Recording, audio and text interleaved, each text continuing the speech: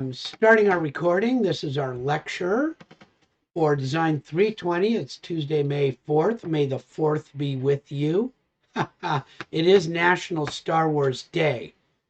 Officially, it's really cool. Those of you who are Star Wars fans like I am, celebrate this day. Welcome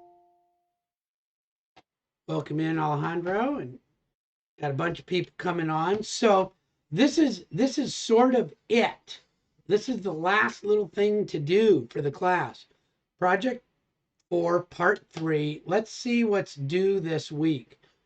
So here we are, week 15. Oh my gosh, you guys are amazing. You hung in there and did all this great work and really did good work. I looked at the submittals from I looked at the submittals that I saw last night. Excellent. Really good high quality work all the way around. It's just so nice to see from everybody. And so you can congratulate yourselves. Very, very good work. This is just the last little part of it, and it's what gives us really, this is the one spot where we talk about orthographics a little bit to bring that in. This class is really not about orthographics, but it's good to know just a touch. And we're using orthographic views this week, but they're not really like a full orthographic projection drawing. That's got lots of rules and things about dimensioning depending on what industry you're in. And that's not important to what we're doing. You're giving what we call true views. Views where you're looking directly at something where you can really measure it. So, and that's an orthographic view. 90 degrees ortho graphic drawing. So it's a 90-degree drawing of the view that you're looking at. So we got a playlist. It's got a couple of things on it, not much. This is a great video. You won't be able to hear it right now.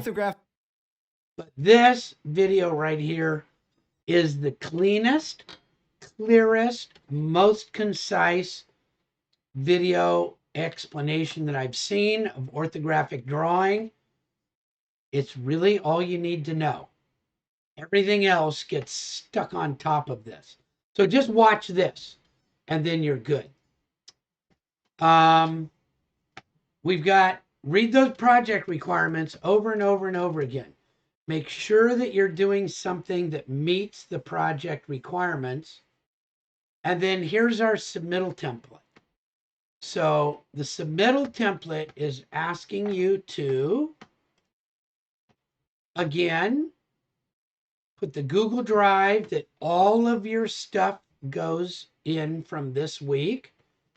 Let me see the download files for your models. And then just show each part orthographically. You showed it in an isometric or a perspective view last week. Now I want you to rotate so that you can see each part orthographically. Okay? And that means you're looking straight on. And then you'll get rid of this, right? You'll get rid of these when you present. So each completed part shown orthographically. Then the overall dimensions for each part. So here they're laid out so I can see them. And here they've got just a couple of dimensions on. Overall dimensions. Total width times height, or by height, as it's seen on the material you're going to make it out of. And that brings us to this one, raw material shape. And I'll talk about that. And add the overall dimensions of your raw material. For your certification, just watch this week. That's it. Or today's. All you need to do. Okay, and then do your work. Okay, so let's take a look. That's up. Um, let's take a look then. Wrong one. Here we go. I've made a sample. So here's what we just watched. Here's a video for each one. Here's a video for each one, and you can watch them. They're not very long, they're a few minutes long. I just want to talk about the sample.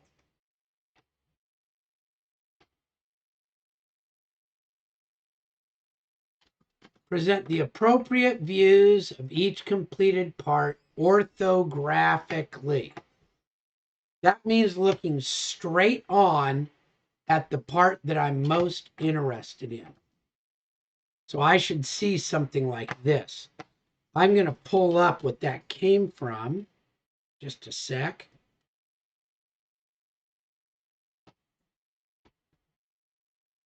Oh, I do need VMware. So let me pull up my drawing.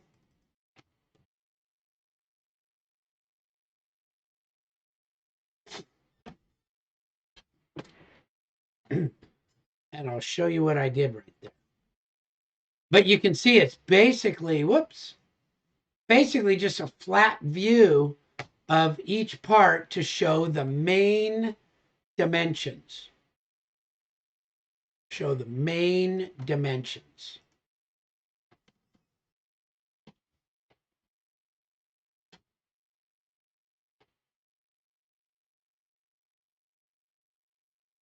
Always takes a little while to get this going.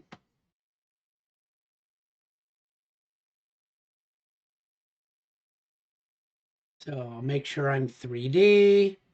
I'll turn off my grid. And I'll get my colors right. Display, light, colors. And I do this every time I get into it. Doesn't take that long.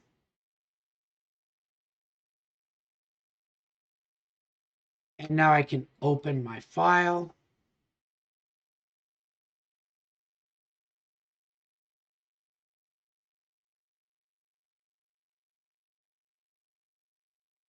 There it is right there.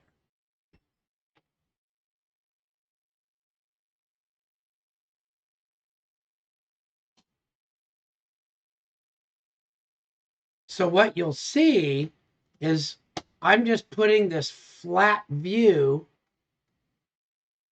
right there. I see that straight on and flat.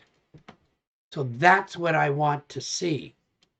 I see this straight on and flat. That's what I want to see. I see this straight on and flat. That's what I would want to see.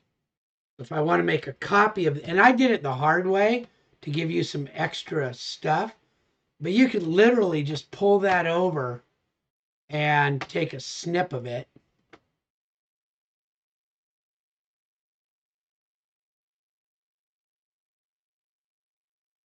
And put it right on there. Okay, I just want to look straight on at the part. Now this one's a little bit more difficult to look straight on at.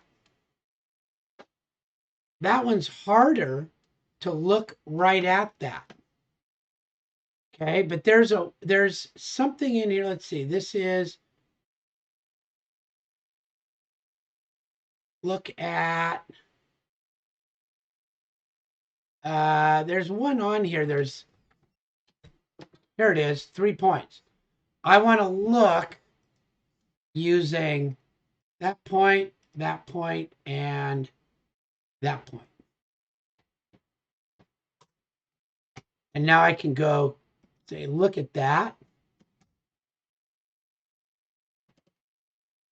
And now I'm looking directly at that part. Okay, the other way I can do is rotate it down and all sorts of stuff.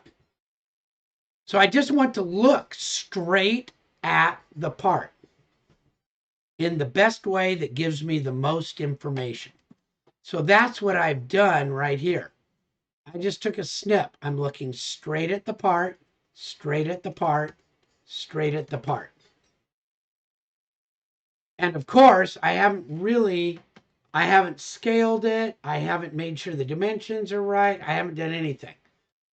And I've only put 3 of my parts on there. The next one is I want to take dimensions of that as best I can to find out what the dimension is, to give me a good idea. So you'll see I have an overall width and an overall height. Now it depends on how you've stuck this on your page. I just sort of stuck it on there and took it. If I rotated that down, my overall width and height would be different. If I rotated it the other way, it would be different. I don't care what you've done. Let me get that right. So long as I see corner to corner, corner to corner, or edge to edge. Give me an idea about how big this is. Here and here. Okay?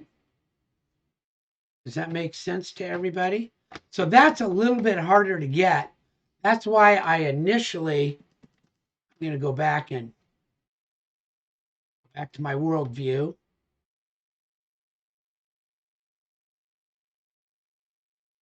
That's why I made copies of everything and flattened them out. It was easier for me. Okay. But look, if you have a hard time flattening them out, just stick them out there and find a view where you can see it. That's what part of this is all about. Okay. And so you can see over here that I took some dimensions of this. Okay. So if, as an example, I needed a dimension of this, I can just put a dimension on it. And I showed you in the video how to make your writing bigger. Now, if you don't want to do that, you can actually just do the distance command without laying it flat. And you could just come in here and type those dimensions in. Perfectly okay with me. This is not an exercise in how to use Fusion or Revit or AutoCAD or SketchUp. It's just how do I want to look at things and why do I want to look at them that way and what information might I get. So the first step is to look at it flat. Then you can measure it. And then the last part is to lay it out for manufacturing. Now mine was only flat plate. That's all I had. And so I could lay them all out. And I didn't lay out all the parts. I just wanted to give you an example. Lay out all the parts and then figure out how big of a rectangle of sheet I would need. And I'd probably get a 3-foot by 4-foot sheet for this and try to fit it in there.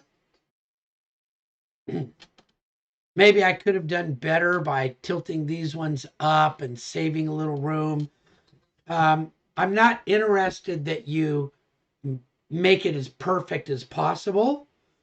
I want you to show that you've got the tools to make it as perfect as possible. Okay. And then I've just said what it's made out of.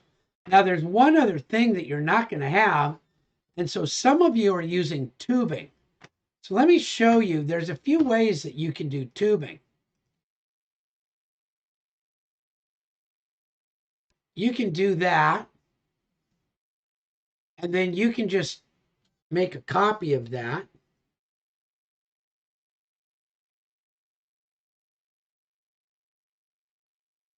And then you can just draw some lines. So you don't even have to do it. You don't even have to do it in AutoCAD. You want to, you can just put these on here.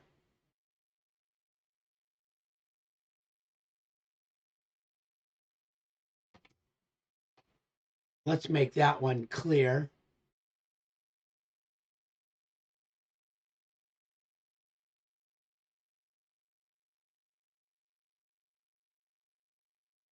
I think I'll leave that one off. Or I'll make it kind of a dotted one. There we go. Okay, so maybe that's my tubing.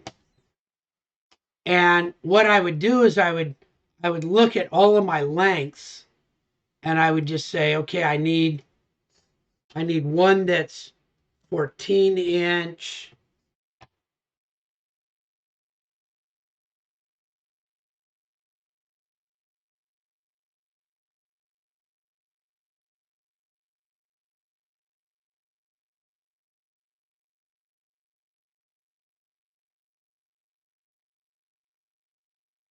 Okay, and so maybe I needed to cut this into sections that are 14-inch. And so you could do that. And if you wanted to, you could even make a little mark across it, try to get it.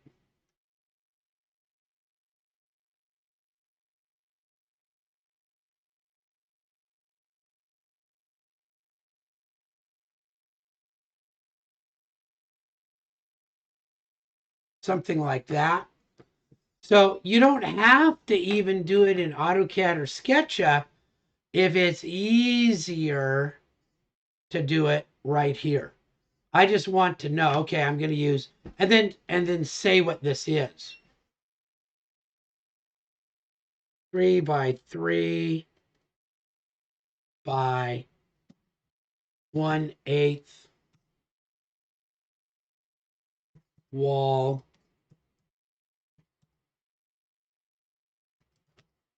Something like that.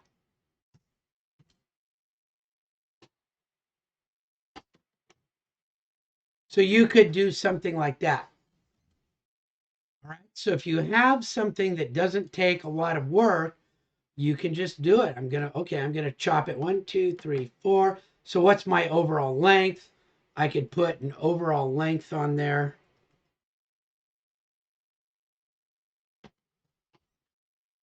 What's 4 times 14? 56, like that.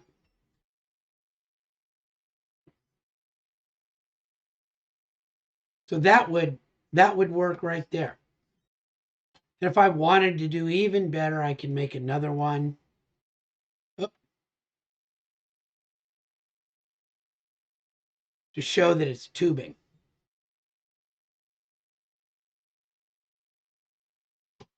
Pretty straightforward, right? So overall dimensions. I don't even need these ones. These ones would be more up here where I'm looking at one finished part. I don't need these as long as I get my 56 inches. What am I going to make it out of? What is my raw material?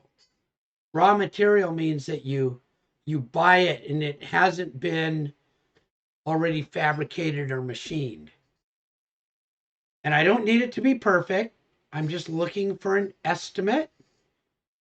And because, by the time you've saw cut and wasted some material and done this and done that, but it gives the designer this basic idea.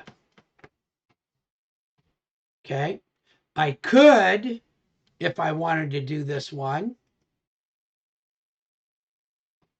present it even more simply.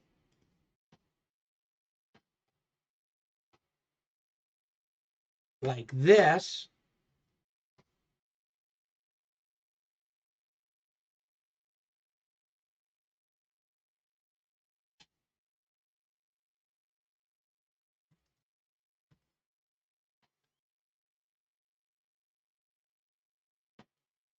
That would be another way to do it, which would be just fine.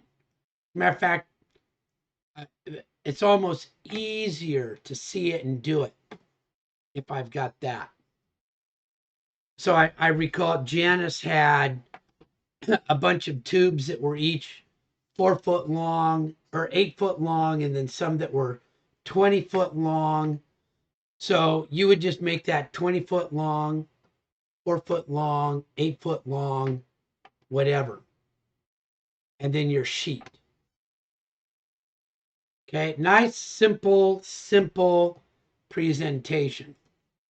And that's how easy mine looks. Okay, so that's it. It's a nice wind down. You've done excellent work. I really didn't see anything that needed rework from what I looked at. So you should be able to go right to this, spend a few hours doing it, and have your submittal done and ready for this week. Next week is put your portfolio together. And so that's revising what you did in week 10. And hopefully you've been doing a revision once a week and looking at it and playing with it. So next week is all about that portfolio final revision. When you put projects 4, part 1, 2, and 3 together, you've really got yourself a small portfolio that you can give to an employer. This is a really nice little project portfolio right here. Same with project 3, 2, and 1. So that's one type of portfolio. And then your final portfolio that I'm asking you for, that is a revision of your first draft from week 10, will be your final portfolio. Okay. And I'm going to give that one a due date just so that it's in there. But you'll actually be able to do that until the last day of final exams. The earlier you get it in, the earlier I get to grade it, which is nice for me. But and I do not turn in grades until the Monday after final exams. That's when I turn in grades for those of you who are interested to see, they pop up on your e-services after a little while. Okay, so that is the lecture. Pretty straightforward. Here are the videos for each one. Any questions, or does anybody want to show their beautiful work that you did?